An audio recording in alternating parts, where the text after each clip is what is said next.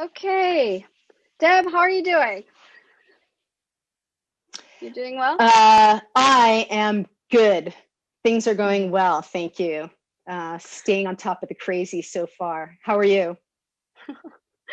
Um, I think I'm staying sane, but I kind of have a witching hour about 11 p.m. every night where I'm like, I'm gonna go mad. I can't believe what happened today. Um, yeah, I feel like it's always around 11, just around the time I have to like start thinking about falling asleep. But I think it's helping me to talk to you every week to at least know that there are things we can do, and I'm not losing my mind. Those are important things right now for me. Right. Yeah, sure. So I mean, thank you I, for I mean, that. the world we're living in, it's my great pleasure, and I very much enjoy talking to you too. And a lot of the feedback we're getting from the community is very interesting and enlightening as well. Yeah. Um, I think the the challenge we're facing is that the media is extremely manipulative, and the right-wing media in particular is extremely manipulative. They're very, very good at it. And we can feel that feeling of dis-ease you have is the feeling of being manipulated and needing to resist that manipulation. So I Hmm. think part of, I know we have a couple of topics we want to cover today, but let's talk about it in that context of how to stop feeling and actually being manipulated by the media. Yeah. Yes. Um, yeah, I mean, anything you can share in terms of how we can stay grounded in reality and not feel like we're losing our minds would be great. Um, I, the thing that I really want to talk about is this whole law and order president propaganda. Because people are believing it, people are buying into it. Even like reasonable, rational people are starting to buy it, and I don't understand how that could be. And so I just want to see Well, if you let's could talk. help me break it down for me. How is this happening? Yeah. So there are a few reasons that these sorts of themes and tropes end up being very effective and get into people's heads and effectively manipulate people, right? So not just stupid people, all people.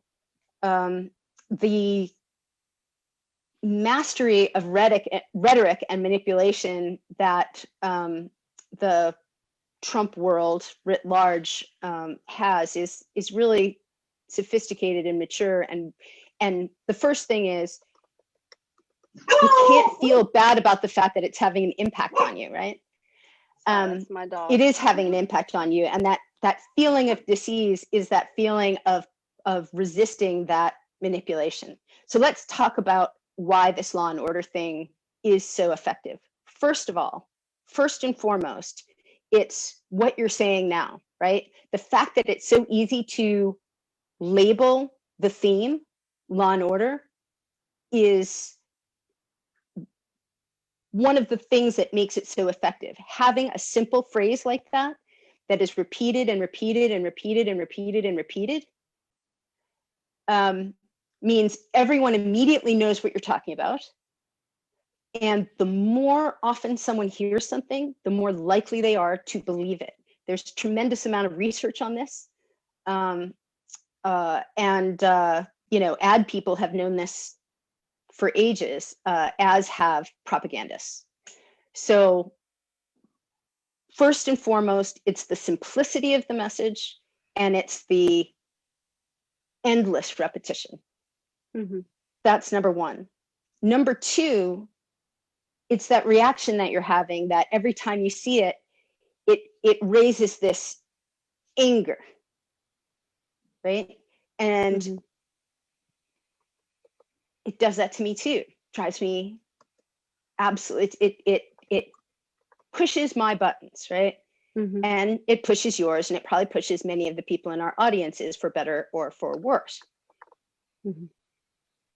When you feel that your button being pushed, when you know your chain is being yanked, it's important to start training ourselves to say, wait a minute, what is this really about, right? Trump uses the term law and order to wrap authoritarianism and violence in what sounds like a democratic patriotic label wrapper, right? So if we stop and think about when Trump says, or Tucker Carlson or any of them say law and order, make you think that law and order is a matter of good against evil. And the characters they've created there is that good are either military, police using violence, they're encouraging militias to use violence, and the bad guy are these shadowy Antifa anarchist types, which, by the way, don't really exist, right? They're not on planes, they're not on buses. There has been no arrest that indicates any type of Antifa activity. It's just the boogeyman that they've made up.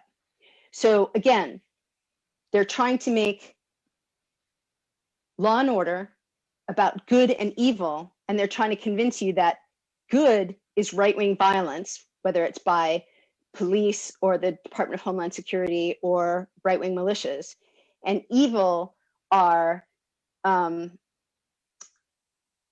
people with either black clothes or black skin. So what we need to do is stop and say, okay, that framing is illegitimate, right? Law and order isn't about good versus evil, and it's certainly not about one type of violence against another type of violence, right? State-sanctioned violence against anarchists. That's not what law and order is. Law and order is about, number one, actually obeying laws. Number two, accountability. So understanding who is responsible for breaking the law and doing something about it. And number three, creating solutions to the problems that are driving these crises. Trump world seems entirely uninterested in looking at what are the issues that have driven so much protest nationally. They are using a lot of disinformation to convince you that the protests are mostly violent, when in fact, a very small percentage of what's going on during these protests is violent. And that violence has been disavowed. It's certainly been disavowed by Biden and Harris. It's been disavowed by Black Lives Matter leaders and organizers. It's been disavowed by the vast majority of people involved in the protests. And yet on the right, they make vigilantes heroes. The miner who brought an AR-15 across state lines at the behest of some kooky Facebook group in order to kill people, and who actually did kill people, they are somehow defending him and turning him into a folk hero. That's not what law and order is. Right. Well, so, okay, so what would be the right description? If it's not law and order, what is the word you would use to describe what's happening? Authoritarian crackdown. So Trump is trying to exaggerate and distort the crisis, right? So the crisis is one of police brutality, right? That's what's driven people out into the streets to these protests. It has led to some violence. Most of the violence is actually coming from police escalation and right-wing extremists. Most of the serious violence, that actually personal harm as opposed to property harm.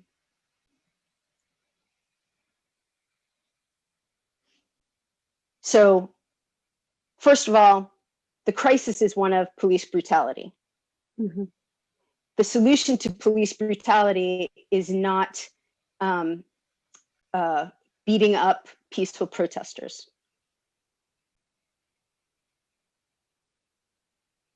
The law and order does not involve encouraging vigilantism and right-wing violence. Mm-hmm. Right. So, I mean, what is disturbing me is any kind of disorder and conflict right now that we see on TV, whether it's from the right or the left or federal agents or the police, anybody, gets all lumped together as violence, right? Right. And it's triggering people very primal instinct for just survival. Like, who's going to make me feel safe again in my home, in my car, and on the streets, right? So it's really interesting that Trump is saying that Biden's America will be violent when it's Trump's America that's violent. Right? It's very interesting that Trump is saying that bringing more violence into the situation will solve the problem, versus Biden, who is actually talking about how do we solve the root of what is driving these problems, right? So, Trump is really good at mismanaging a crisis, right? The pandemic, totally mismanaged, just completely failed to address it and is just trying to spin the outcome. Protests against police brutality and systemic racism, he's not trying to address that problem at all. He's trying to turn it into a weapon against people. So who do you really think can manage a hard, complicated problem? Is it Trump, who only has disinformation and vigilantes in his repertoire? Or is it Biden, who has very carefully considered plans that are based on input from actual qualified experts? Mm-hmm. Yeah. You can't solve a crisis by bringing in more guns. But I want to get back to this idea of simplicity, because I feel like the solutions seem so complex that, that people need something simple. And I think that's the attraction for Trump. It's just, he's saying things that seem somehow instinctively, intuitively true, and it's simple. These are the bad guys. These are the good guys. There's just a clarity. Whereas like Biden and the Democrats and all the solution-oriented people have like, well, there's this, but there's this, there's this, there's this. It's actually very complex. Well, the fact of the matter is the world is more complicated than kindergarten, right? And pretending that it's not doesn't help, right?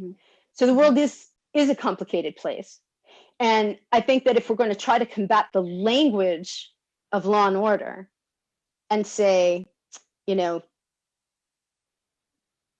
solutions, not violence, I think would sum up I don't want to say it's the Democratic view, because I would say that it's the non-Trump view.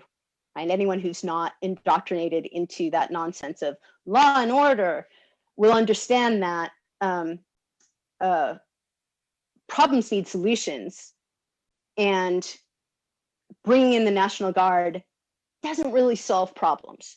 In fact, it makes them worse. Yeah. Well, Solutions.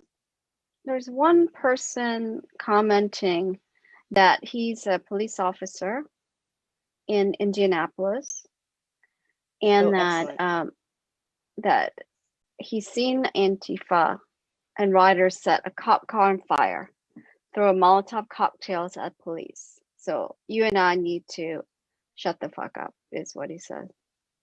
Okay. So what do you want to say to Justin?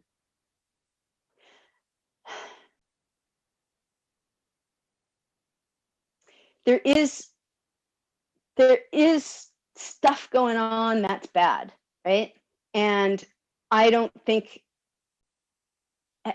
to apologize for that, right? And I don't want to defend it. It is not okay to throw Molotov cocktails at anything, especially not a police vehicle, but really not anything. But the fact of the matter is that there are some hard problems that we need to deal with, right? And stoking violence and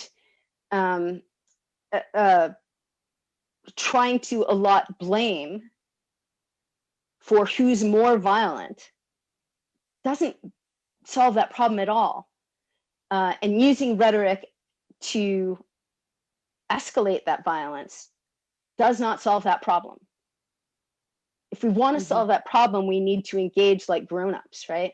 We need to figure out what is the problem. We need to understand the perspectives of the people that are being impacted, right?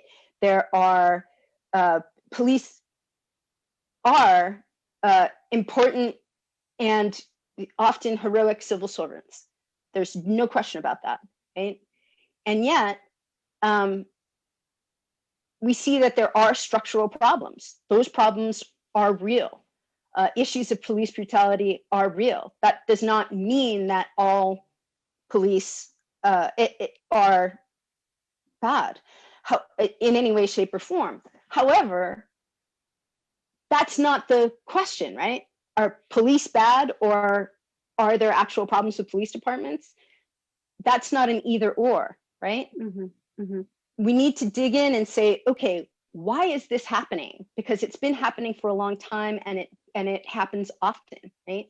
So why are these things happening? And what are the contributing causes? And how do we actually resolve that in a way that protects the lives and careers of police officers, makes it easier for them to do their good work and not be overwhelmed by what's happening on the bad side, right? So how do we make it, how do we make things more fair? When we recognize a problem, and that's sort of the key to democracy, right? When you recognize a problem, you dig in and you solve it, and you recognize that there are often many parties involved, right? And they may not understand each other, and they may have conflicting interests. Yeah. But that's what a democracy does, right? It resolves the issues of conflicting interests. Well, okay. So Justin has more comments. He doesn't like the characterization that the right wing is more violent. So I want to separate these two questions. Okay. One is, who is more violent? Who's worse? So who's causing the problem right now? So there's that question. And I think that question is different than, how do we actually solve the underlying problems that are leading to people behaving violently, whether they're protesters or the police or whoever.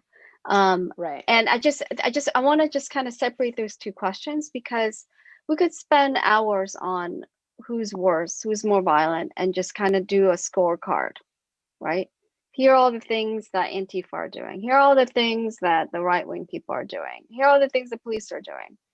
And you can make arguments here and there for like what is the best way to keep that scorecard. But I think what you're saying when you say solutions is looking at the underlying problems that bubble up into these violent episodes, right? So, for instance, the grievances on from white people, grievances from Black people, grievances from, I mean, there are all sorts of grievances.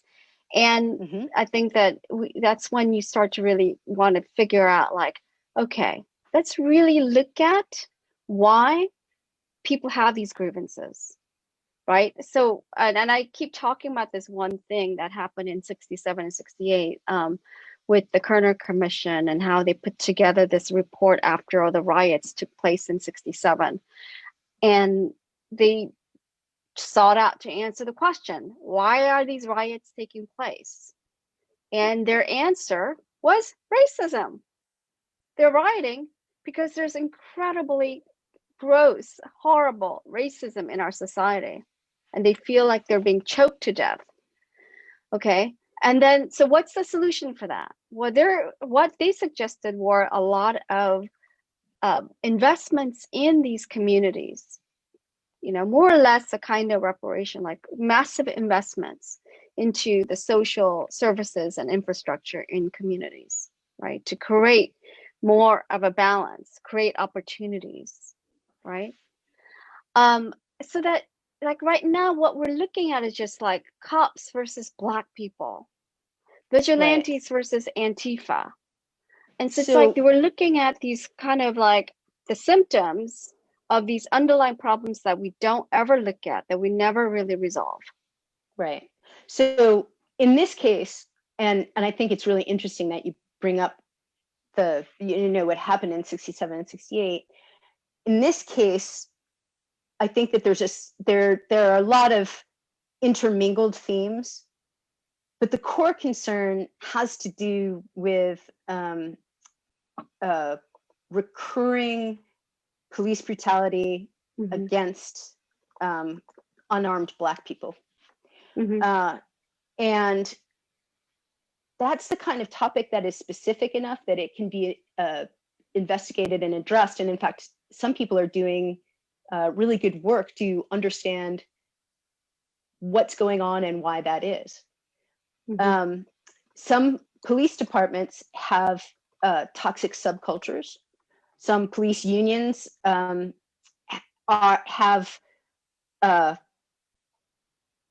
such strict rules that it makes it almost impossible to hold any police officer accountable for unacceptable behavior. Right. And these are the kinds of things that a leader who cared about law and order would address. Right. So yes. So on the one hand, the rioting and the violence needs to stop rather than escalate. And what we're seeing now is escalation. And a lot of that is due to rhetoric that is encouraging more and more and more conflict. That has to stop. Enough with that rhetoric not helping. Number two, let's bring the parties together. As you say, let's explore the grievances. In this case, you have the opportunity to explore a relatively narrow issue. Addressing racism as a whole is really, really, really, really, really, really, really hard. It's a multi-layered, complex issue that's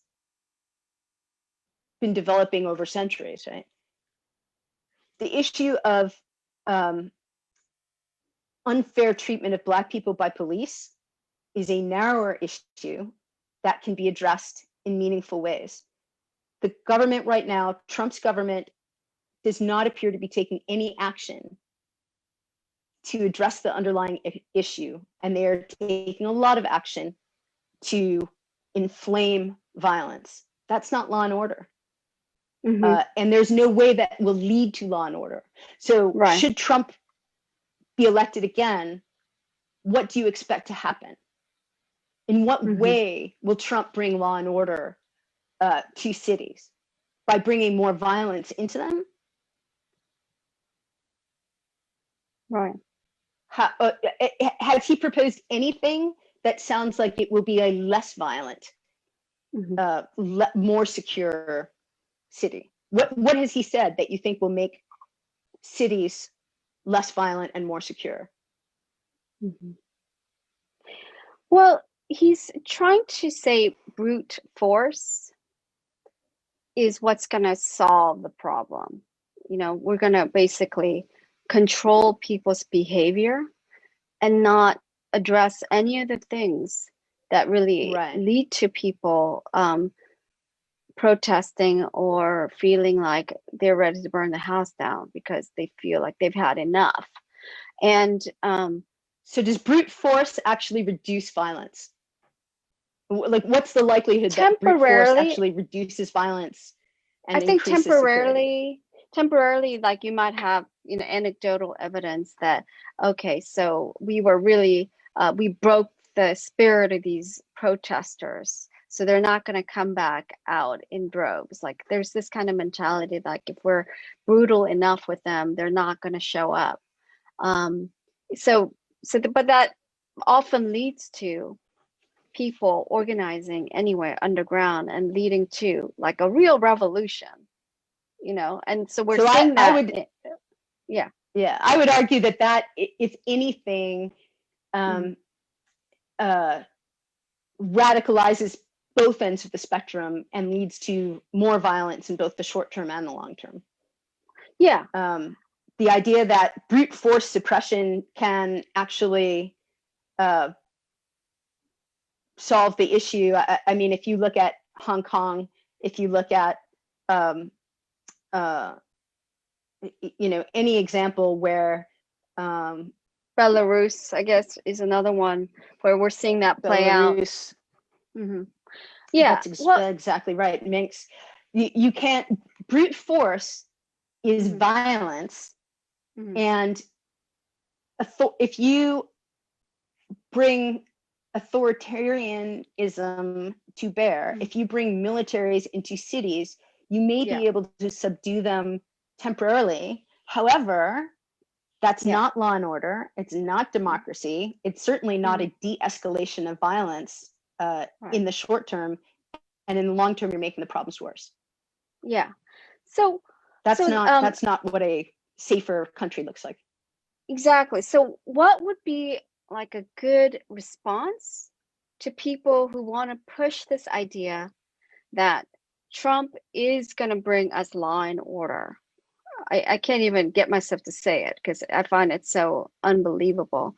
But people who say that, who push that narrative, who post memes of Trump like in a muscular body and acting like he's the protector, um, what's a good response? Because it makes me feel so upset that I just kind of get paralyzed. I get triggered. Authoritarian brute force is more violence. So Trump is promising you more violence, not less. Trump is ignoring the root cause and promising to bring more violence, not less. He's just promising some people that the violence won't be against them. That's the Yeah. implication. Yeah. Trump is Absolutely. promising more violence, not less. Mm-hmm. Yeah. How That's about state not law and violence? order. It's just more violence. Mm-hmm. And it's state violence, which I So think, you mean like, yeah, it's state sanctioned violence. That's exactly what I mean. yeah, So which I I'm find talking about things scariest of like them when all. you, Yeah. there's some really interesting studies that show, sorry, I just lost you for a minute. I'm here. Okay. I'm just So there's some yeah. really interesting studies that show that when you have a peaceful protest, and the police show up. This is a 30-year study, and police show up heavily armed and in riot gear, etc. There's a far greater likelihood that that escalates into a violent confrontation than if police use more peaceful crowd control and de-escalation methods, right? So there are best practices for dealing with crowds and dealing with protests that tend to lead to peaceful outcomes. And 538 actually has a really interesting article on this that discusses this 30-year study that shows that assuming violence in a peaceful protest tends to lead to violence as opposed to vice versa. Okay.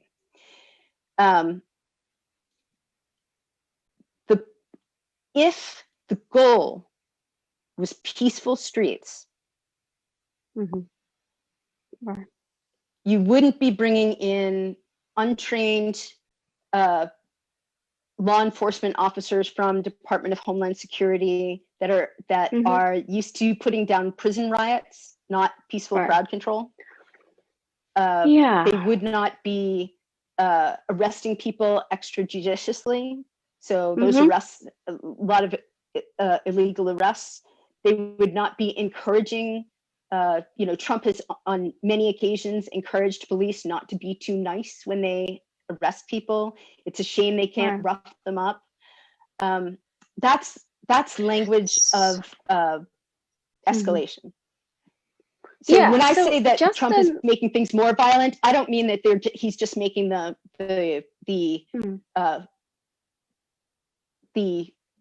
protesters and counter protesters more violent. He's bringing state violence into it and encouraging that and promoting that. So a violent crackdown by the state is still violent, and it encourages further extremism. It further activates extremism in the protesters and the counter protesters. Makes them mad.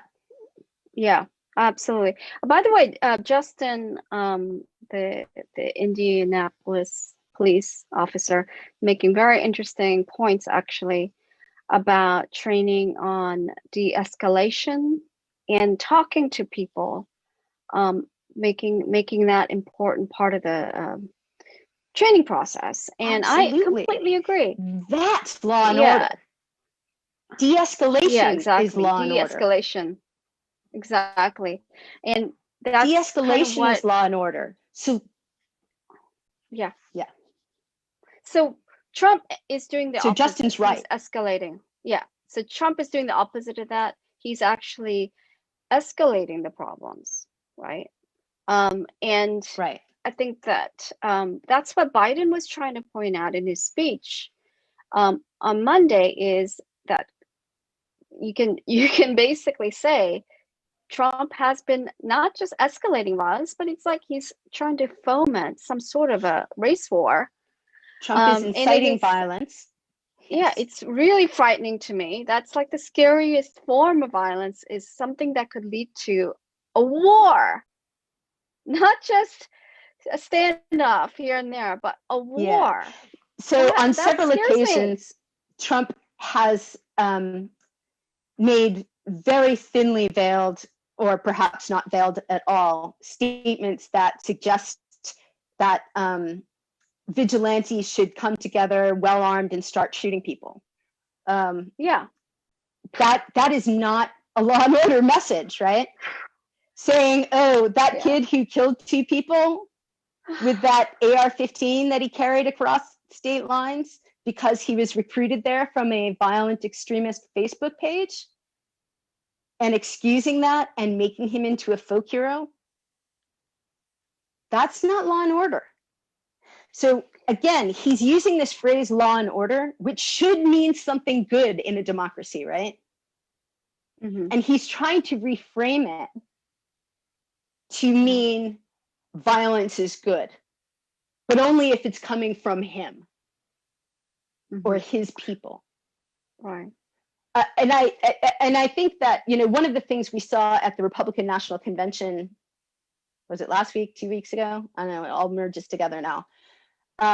He's very good at taking phrases that are meaningful and important to Americans, law and order, free speech, and reframing them to mean something vile.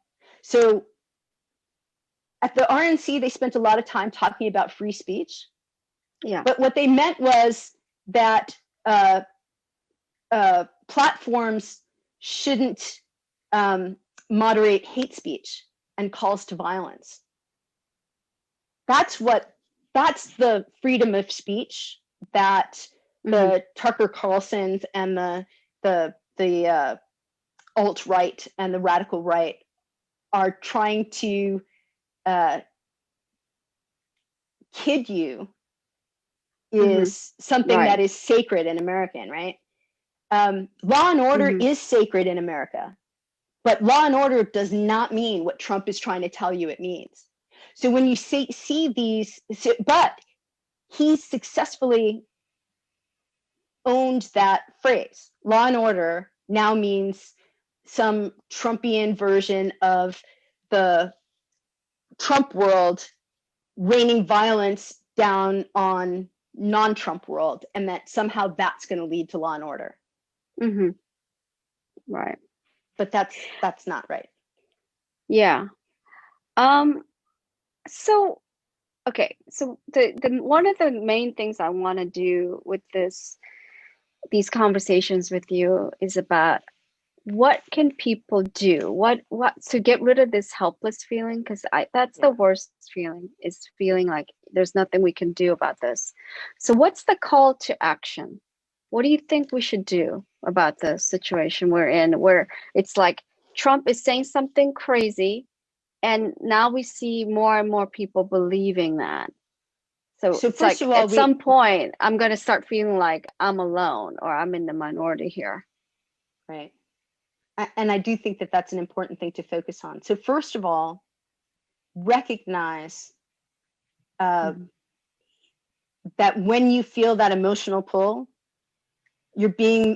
that's them manipulating you. Don't allow it, right? To say, oh, you think you can trick me into thinking that law and order is that evil basket of stuff that you say it is? That's not law and order. Law and order is building a fair society where everyone is treated equally under the law, right? And where laws are enforced. He doesn't get to own that phrase. What these themes where he's being successful in manipulating you are where he's taken phrases that are important to us and redefined them into something that's dark. We have to take those phrases back. Put a name on it, say, you cannot reframe something good into something evil. Take it back. If you want law and order, you have to solve problems, not encourage violence. If you want law and order, you have to solve problems, not encourage violence. So, okay. In general, I just wanted to kind of step back from this particular problem.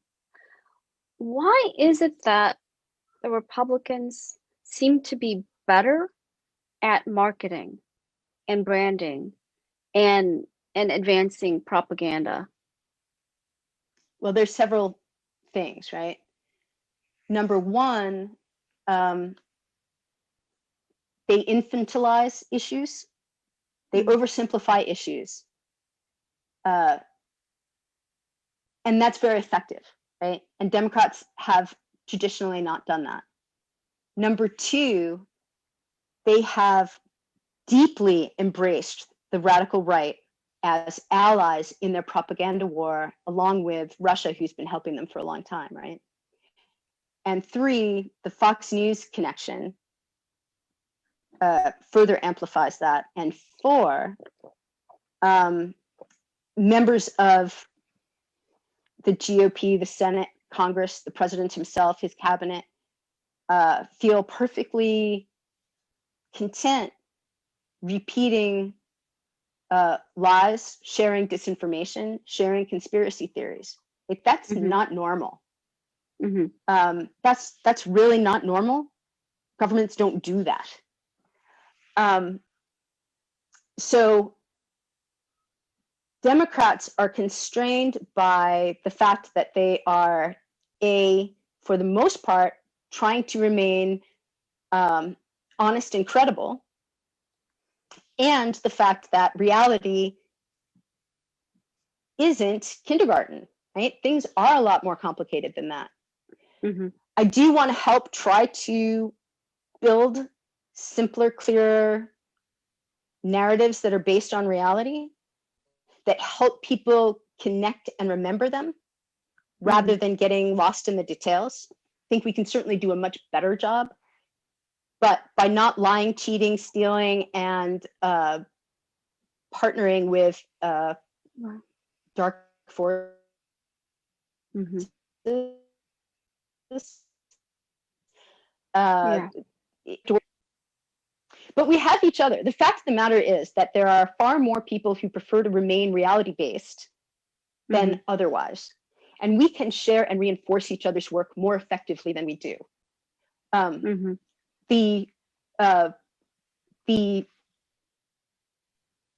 Trump world and the right and the allies thereof have been very good at either tacitly or explicitly repeating one another and repeating one another and repeating one another. Yeah. On the left, and I don't consider myself to be particularly left. So when I say the left, really what I mean is not Trump. In reality space, we like to deal with subtleties, right? But we need to quickly get to the core talking points. We need to build these simplified narratives, and we need to be there for one another as a community, as a network of networks, where we start sharing these reality talking points as widely and as simply and as clearly and as repetitively, so that they Right. break out of the conversation into the real world, as they do on the other side. Yeah, and I agree with you. I mean, I just want to add one other strategy. I think that thinking like ad people, like it's just being able to think in slogans and to be able to sell an idea, all that I think is really helpful. But I mean, I don't know if it's because I have an academic background or not, but I do bristle at some of that. Like, oh my God, do we have to talk in slogans and memes? Can we have conversations? Can we get to the subtleties? Are we going to just keep ignoring them? Are we going to avoid them? And so I guess what I crave really is both good sloganeering and add kind of brain working on our project, but I also want to call for people actually having conversations like this and talking things through, right? And not feeling like we have to take a side like we're in a perpetual permanent football game. Then the only thing we can do is root for our team. There's something very cognitively toxic about it. Like, that's all Yeah. it is. We're just playing this ongoing football game here. I've tried to explain to my children that this isn't normal, that politics have not always been this way, right? And they haven't. It really isn't. There are plenty of politicians that I've disagreed with, and never have I considered them fundamentally lawless, right? Never have I considered them our enemies. That's not normal, and it's not normal for our society. And I think that, in the short term, as we're very focused on 2 dates over the next 6 months, right, or less now, the election and then the inauguration, in the very short term, we need to do short-term things, right? Right. In the longer term, what we need to do is these slogans should really be invitations to learn a little bit more, right? Mm-hmm. These ways that this conversation that we're having about, how do I stop feeling manipulated? We need to Yeah. train ourselves, and we need to train our children to recognize that feeling of being manipulated and realize that that's time to ask questions. Mm-hmm. That idea that the world is black and white. The world is not black and white. When there is a Yeah. crisis, there is a solution, and we need to be focused on finding what that solution is, whether it's a pandemic, whether it is a racial inequity, whether it is climate change. Mm-hmm. This is not about being for or against, right? It's about pulling our collective talent and intellect together to solve things. That's why America was a great country to begin with, right? That's why that's our vision and our dream. That's our patriotic ideal of what America is, Yeah. right? And we need to get back there. Yeah. No, I completely agree. But I kind of do this, I don't know if you call it a meditation or what. But I do this thing when I feel really stressed about this election and politics, that I call what I call like stepping out of the game, and not feeling like my job is to win the game, and see everything from that perspective, like how do I win the game, and then focus on, and I literally say this to myself, is whoever you're talking to, like find a way to connect with that person as a human being, and like step out of the game. And it's almost like magic. It actually works. You know, it really does work. I mean, even when I'm like triggered, just like when I read to you Justin's first comment where he told us to shut the fuck up. I was a little bit triggered when he My wrote daughter that. tells me that 5 times a day. I Okay, have a teenager. I'm not used to hearing that, having that thrown at me all the time. But anyway, but like I got past it, and I'm like, and then he started writing some other things that were actually really, Yeah. really helpful. So I think stepping out of the game is, I don't know if you might want to call it something So else, but I think yeah. I think your instinct there is so right and so valuable. When we step back, and instead of getting angry, we ask a question. Mm-hmm. That's a hard thing to train yourself to do. I think you're ahead Right. of most of us in that respect. Mm-hmm. But if you can step back and ask a question, Right. you'll probably learn something. Mm-hmm. I have, and when you step back and ask the question, you're also inviting that other person to join you in that moment, right? Mm-hmm. And so I think what Right. you're saying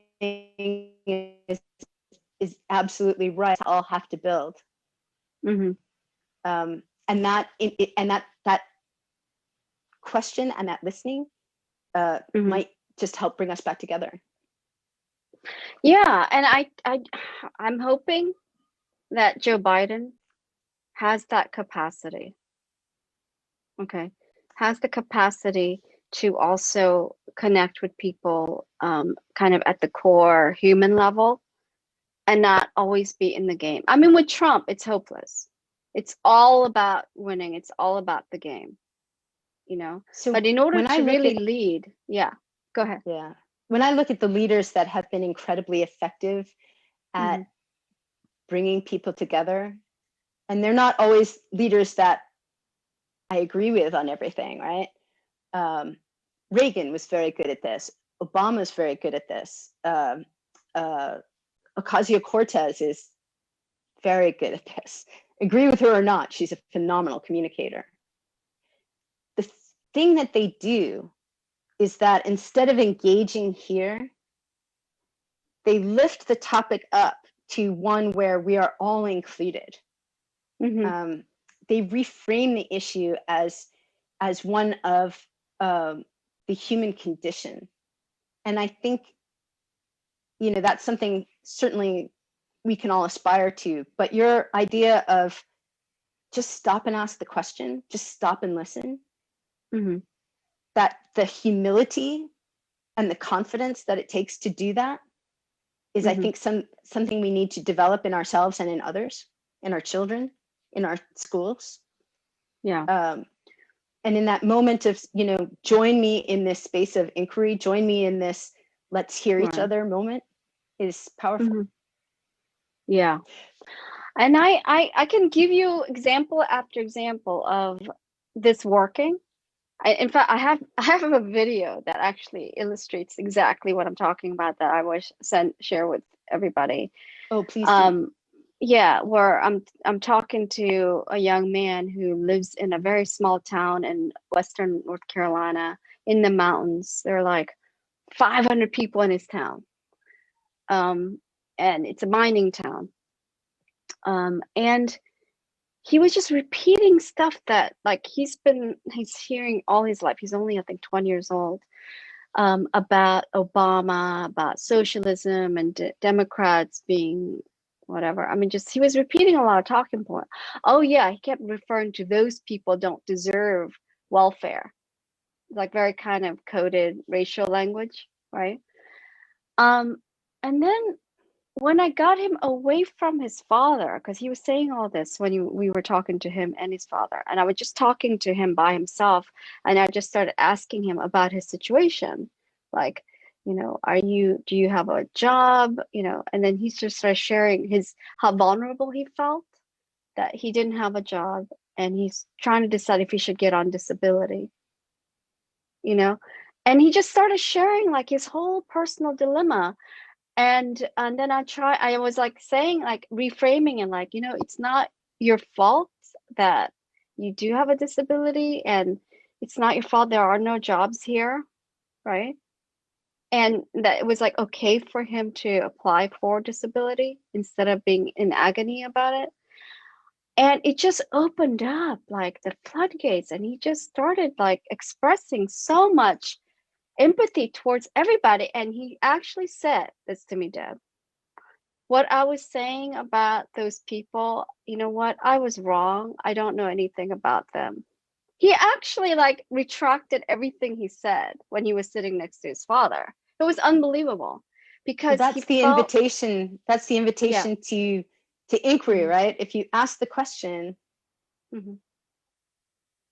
you're listening, right? And people Yeah. think, and and we have to ask ourselves those questions, and sort of the compassion that drives you to ask that question is Hmm. the right instinct, and may in fact be the solution to our future, is I remembering that compassion is the most effective tool for solving problems.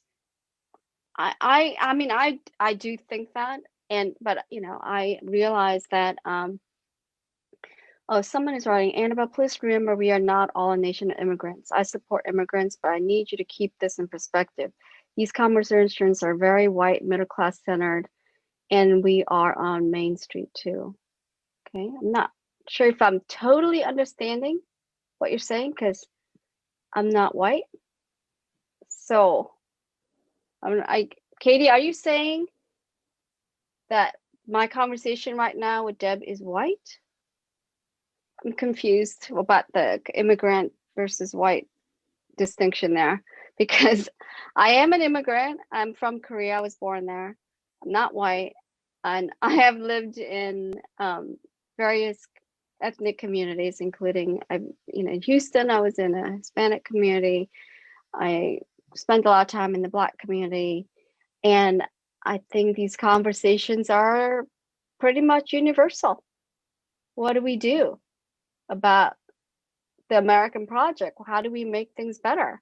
So I don't really feel like there is like a white conversation about this or a black conversation or immigrant conversation. I actually think we might be using slightly different words, but we're having the same conversation about how do we really fix these problems, you I know? do think that Mm-hmm. that um, if we take that comment as an invitation to bring more voices and perspective into the conversation. I think that's something that we're going to start doing over the next couple of weeks, is bring in some other people and some other voices. I know my team has decided that the fact that there's certainly more white middle class people on the team than others right now led to people reaching out into their networks to look for other communities. And we're finding that the Black community is super excited to talk to us, and the Latino community is excited to talk to us, and they definitely use different language, as you were saying. And initially it took me a minute to sort of realize that I had to understand the translations. But fundamentally, we are all talking about trying to have insight into what one another's concerns are, and inviting people into a conversation that is constructive, asking each other those questions. And even if we don't like the answers, keep asking the questions, right? Yeah. So yeah, Katie, if you could clarify what you're saying, because I'm still not exactly sure what she's saying, but I mean, that could be right. That's what she's saying. We need more diversity, but she started by saying we're not a nation of immigrants. That's what's throwing me off. Michael is saying law and order is code for racism. So I think that is certainly a valid, I think that's a valid perspective. And when people have helped me sort of understand, have you seen the documentary, the 13th? Yeah. That was really eye-opening.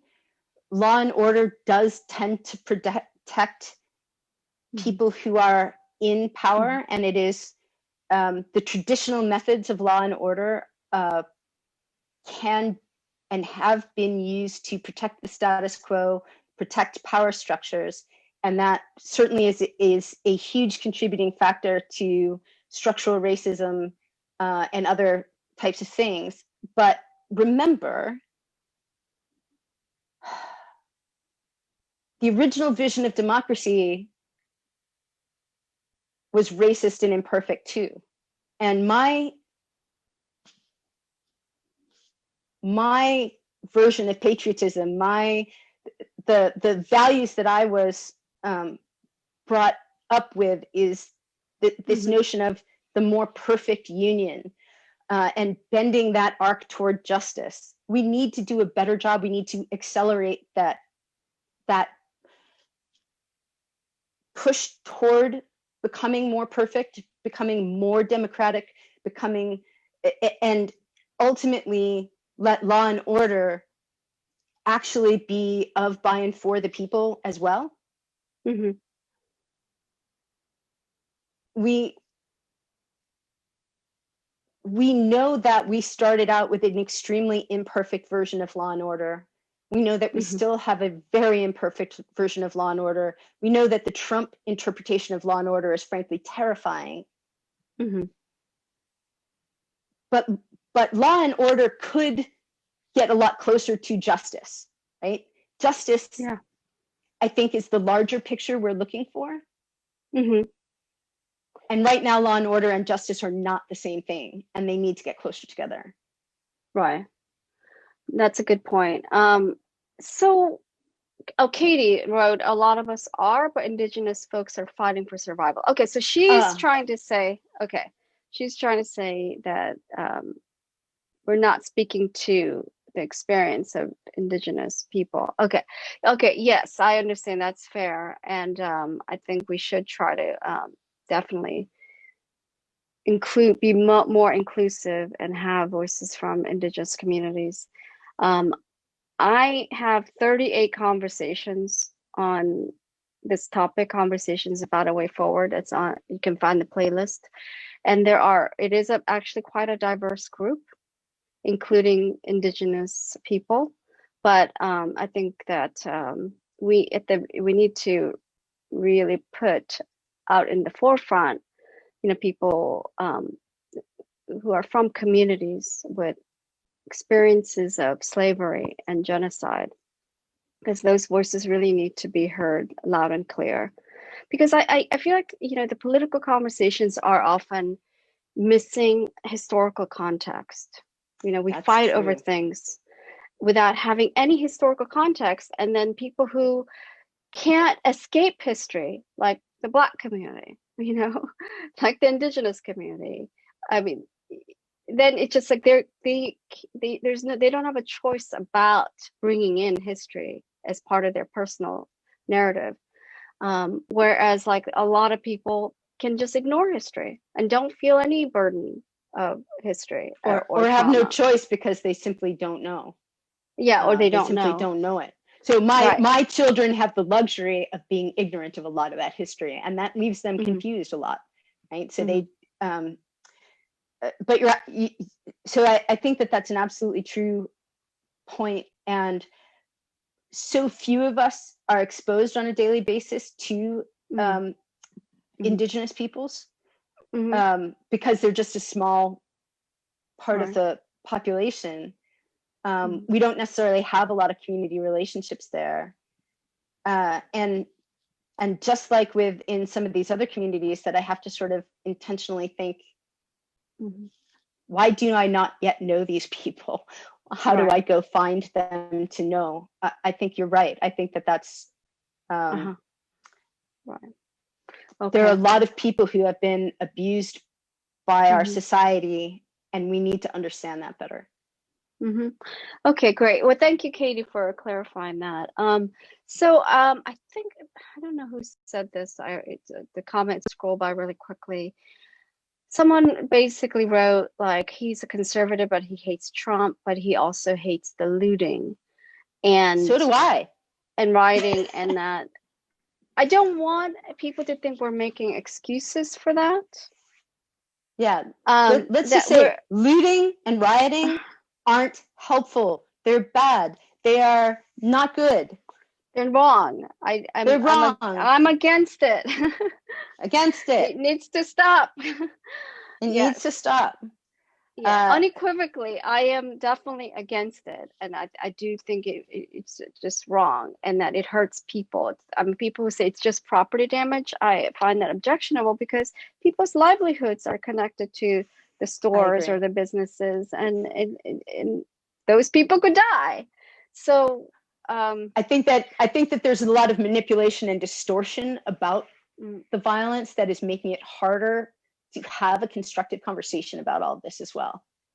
And so on the one hand, you're trying to fight the distortions, but on the other hand, you're not trying to say that looting itself is okay, because it's not. Yeah. I think the reason why, there are some people who criticize Democrats and the left for not being forceful enough in condemning the riots and the looting, is because, the protest started in May with the murder of George Floyd and the video that shocked the world, and the anger all that elicited. There was a kind of a real explosion of both righteous anger and compassion and empathy for people who have been impacted by this kind of police brutality. But during those protests, like, we started seeing the looting and so on. So that's why, like, I think we needed to be careful that we're not condemning people protesting police brutality and what happened to George Floyd or Breonna Taylor and not Jacob Blake and so on. So I think that's the thing that we have to be careful about, like, to really make that distinction. I am totally supportive of people saying Black Lives Matter, and that the police brutality needs to stop, and that we need to figure out a real solution right now, so that we don't have more George Floyds going forward. Yes. And there seems to be one every week, and that really needs to stop. So all the people who are upset about looting and rioting should, I hope, also condemn people being murdered. Yes. So I think, and the thing is, I think that we agree more than we disagree on this issue. I was reading an interesting study on people. It was published recently. I'll try to get the link for you, on how much overlap there actually is between people who think that they are on the left or on the right. There's actually a lot of overlap in terms of things that people agree on. And that's true on issues as ranging from guns to the protests and beyond. Very few people think that looting and violence is okay. Mm-hmm. I'm not saying that you can't find one who will stand up and say it's justified, but they are not in the majority. They are a very small number of people. The vast majority of us Mm-hmm. believe that looting is bad and the escalating violence is bad, and that police brutality is also bad. Mm-hmm. The vast majority of us believe that policing in and of itself is a Mm-hmm. virtue. It is a net benefit to society, Wow. but has issues, right? And to say that we can't improve policing because because it is a good thing for society. Society needs police. Yeah. Does not mean that police can't have policing isn't also something that has fundamental problems that can be addressed and dealt with. Right. See, the okay, vast majority of us agree. Yeah. Okay, so here's the thing. Okay. Right now, there are probably thousands of memes being produced and posted right now from the right that exploit people's fear. Okay, getting people into that place in their heads that's triggering the fight or flight instinct that makes us not able to really be totally reasonable or fair, but just wanting to be safe. They're just pumping out constantly, like all these visuals, all these ads. And that's kind of what I think is the original topic here. Original question is like, it seems to be gaining traction and it's scary and it may impact election. And we know if Trump wins that we're not going to have law and order, that it was all propaganda. It's a lie. You won't have any laws. Yeah.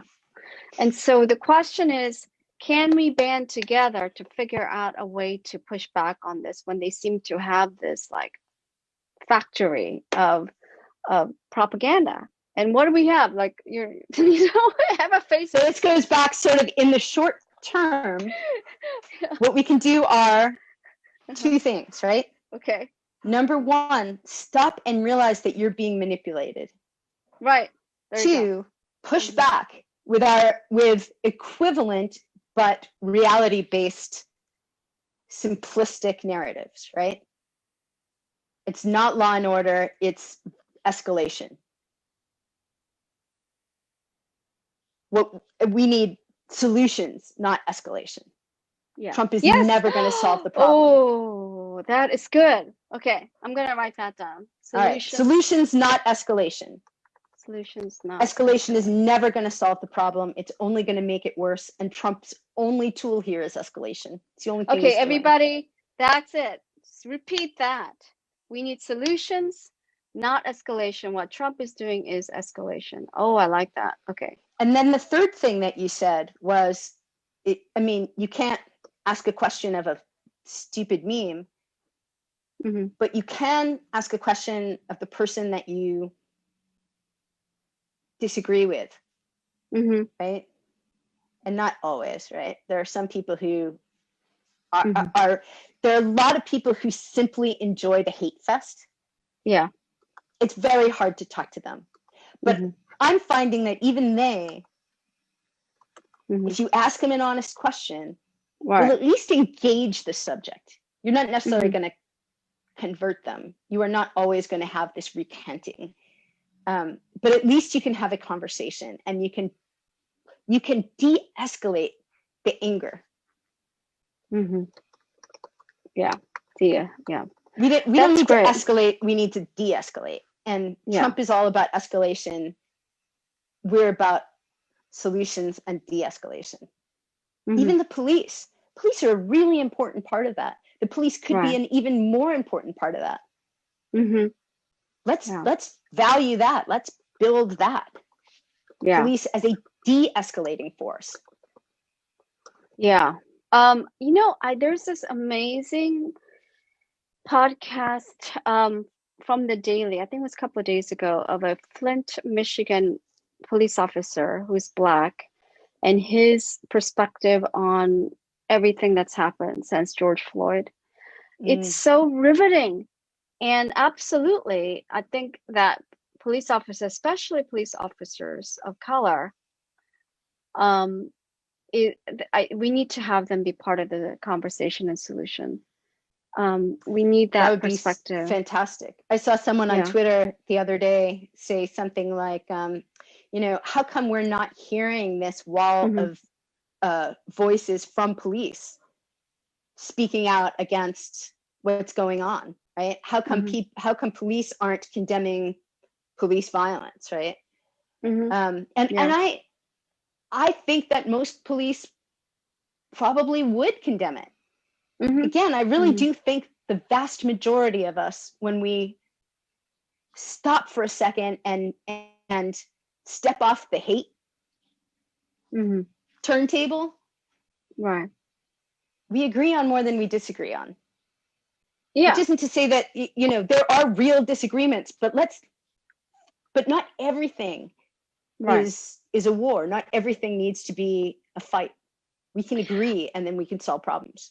Yeah, I mean, I think we've been conditioned to compete and win. Like, that's like the dominant goal in life or something, is to win. And I think we really need to figure out how to get people to think more about how we can cooperate in order for us to be a sustainable society and an economy, and to just pursue happiness. I don't want to spend my life competing. I'm not really that interested.